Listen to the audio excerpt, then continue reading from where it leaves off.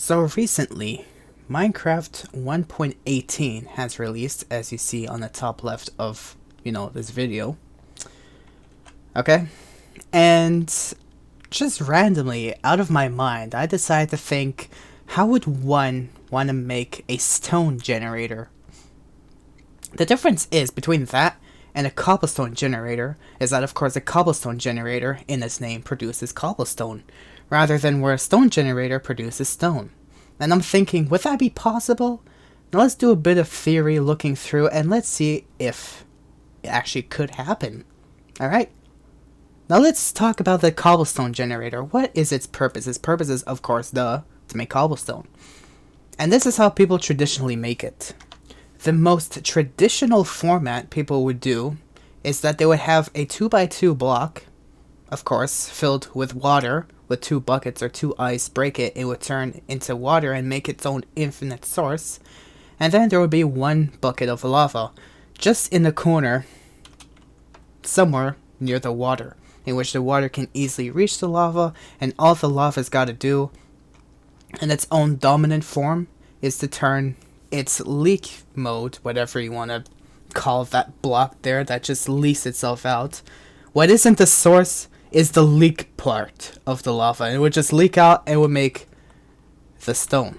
Alright? Now how would it be done? Very simply, assuming this was blocked off, you would have 2 buckets of water. You would put on 2 different corners. It would make an infinite source. And then you have here, in which the lava, of course, leaks towards here to then immediately solidify into cobblestone. Of course, this isn't the main source of lava, otherwise you would have that mess. And no one wants that, okay? We want to have this turn into cobblestone, and so on. Other methods that some people may use is that using 2 sources of water on both top and bottom block, as you can see on both formats, they would have both of them leak together to then make its own infinite source. Or they can use only 1 bucket of water, place it towards the center, let it leak itself out, and then move on from there, as we can see in this build right here.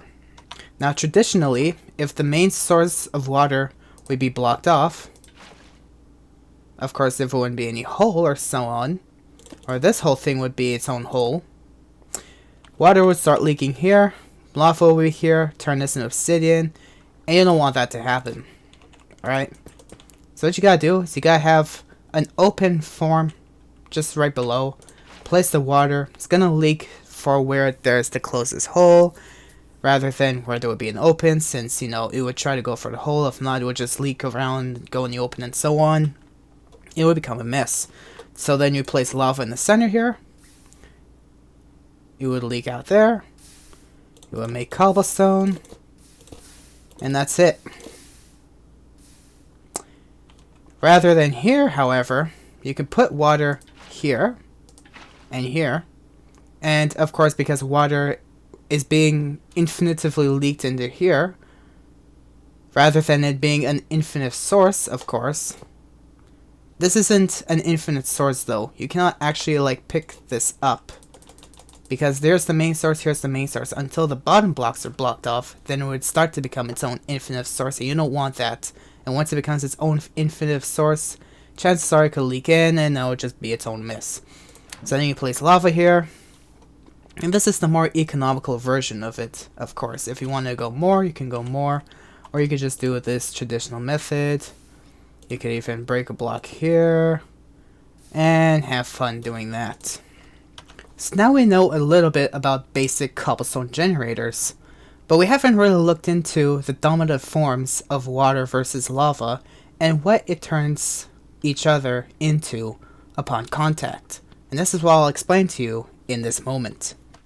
Assuming that we have a 1 platform terrain in which we have water on one side and lava on the other, of course water, since it leaks faster than lava, of course becomes the dominative form of liquid.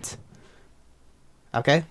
So this only especially leaks only so much, and if you break this block, it will just turn the leaking source of lava into cobblestone, But the main source of lava, of course, gets turned into obsidian. Turning lava into obsidian is also true when you have a still not moving layer of lava, and on top of it you place water. However, with only two sources of lava that constantly keeps spurring out into its own moments or, movement, whatever you want to call.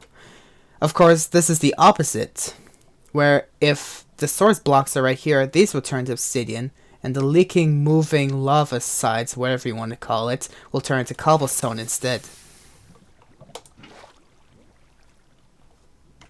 Now, if you want lava to be dominant over water, you have the platform of water being set still in one place, and then over in some corner, when you put lava over the water, depending how much time it will want to take, it would of course turn it into stone.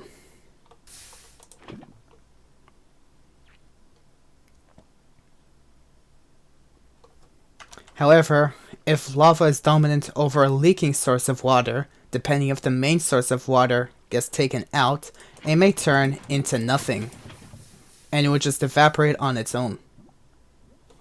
But that's only in some chances if you're lucky enough.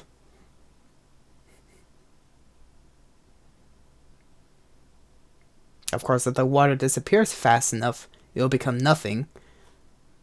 But if the lava touches it fast enough, it would of course turn into stone, despite it being a solid form or leaking form. So now, the question remains, how does one make a stone generator, rather than a cobblestone generator?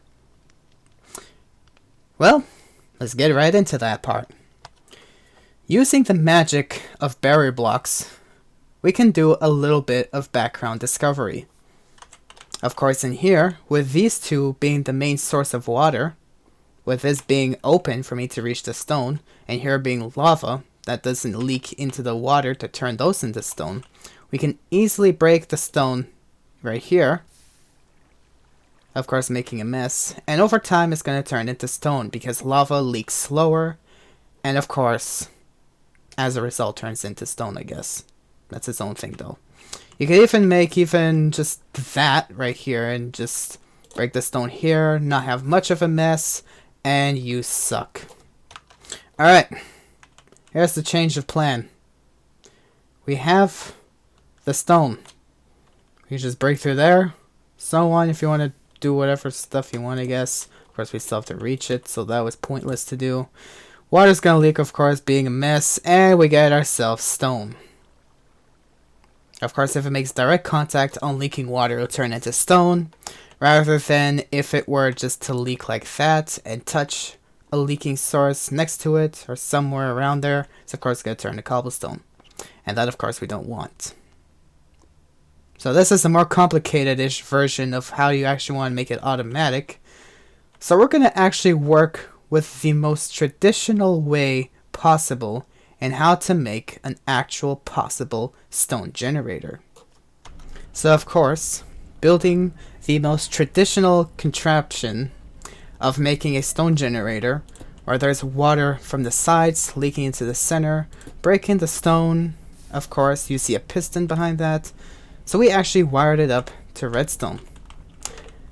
Here, you can put redstone repeaters, where 5 of them are on the lowest setting, and you can even put this one at the far end or any one of them at any end to be either at this setting or this setting if you wish to be slightly faster. And all you gotta do is wire it up and you are almost 100% guaranteed to get stone. Sometimes the game will bug and will turn into cobblestone rather, but that's only outside of the game's creative imagination. And you have anything you'd ever wish to do, like I see right here. You have anything you ever wish to do with stone. Of course, like I said, you're almost properly guaranteed to get stone.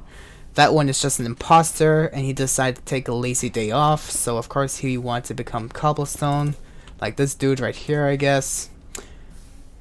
Of course, if you do it any slightly faster, you will break the game, break the machine, and so on, and it won't even be able to produce anything. And of course, another one decided to be an imposter. But of course, that's the game's bug, and that is outside of my reach. The lava is supposed to be highly dominant over the water, but of course, sometimes if it pushes too fast, the lava will leak faster into the center, in which you want the water to be there first, to then let the lava touch the water afterwards. Because if the lava goes down before the water meets, of course, you're gonna have that. You want the water to meet first, and then the lava to go down. So I just sometimes achieve proper speed, and all you gotta do is just mine it, and so on. Now let's do an experiment, and let's make the most broken machine that I somehow have an imagination possibly could have worked. Of course, with sound off, I will show you the back of the redstone contraption of this machine that actually works, as you can see, until it stops, and I'll tell you why. Underneath the block that's being made, there's an observer that looks upward. Of course, you cannot rotate it no matter what direction you look, so make sure that the face, of course, that you can see on this machine here is facing upward. To do that, of course, you just gotta have some block that's underneath, point it upwards, and there you go. The observer, whatever block or movement it sees on top, it would send a redstone signal from inside of it, and from behind, it would send a constant spark to the rear. Of course, setting the redstone repeater to the second from the fastest, as well as this one to the second from the fastest. You are almost entirely 100% guaranteed to just keep getting stone. Now, there is a flaw in this type of machine where if you don't break the stone fast enough, you will of course freeze the machine. But if you break the stone again, that's all you gotta do to restart it, and you're just perfectly guaranteed to always be getting stone. Of course, the piston can only push so much, as you can see, and until a certain point, it would just stop pushing again. And this is how you get yourself a stone generator.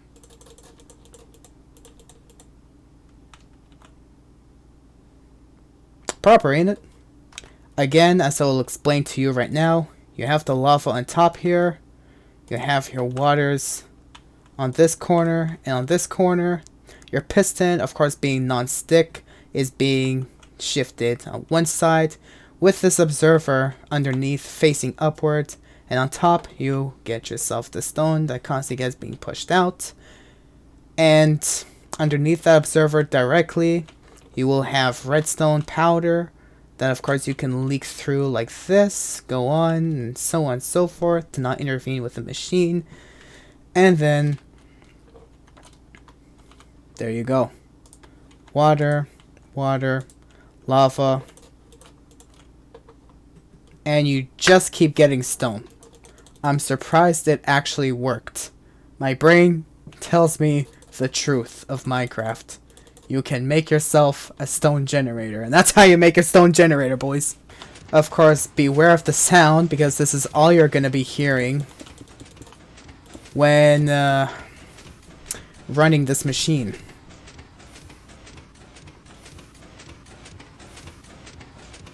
Yeah, it's loud.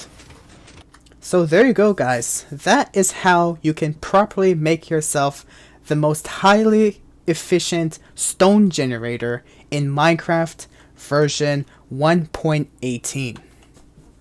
If you do like this video, please do leave a like, subscribe, stay tuned for more content related to Minecraft, Terraria, Grand Theft Auto, or any other content I'll be making in the future.